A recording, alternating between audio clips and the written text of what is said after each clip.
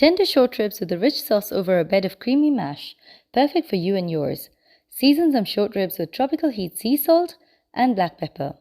Be generous. Now, heat oil in a thick bottomed pan and let it smoke. Sear the short ribs until they have nice color on them, and here's where all the flavor is. Take it out of the pan and set aside.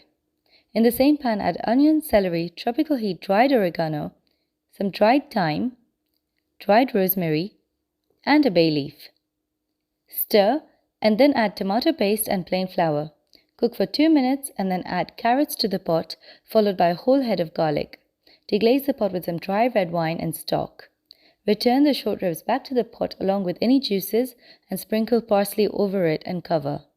Let this cook in the oven at 200 degrees Celsius for 2.5 hours. Once it's cooked, scoop the sauce and sieve it into another pan. Boil to reduce down until it's thick. Add the meat into the pan and coat it with the sauce. Serve it over a bed of fluffy mashed potato. Don't forget to add some of that sauce on it. Sprinkle some parsley over it, pour a glass of wine and dig in.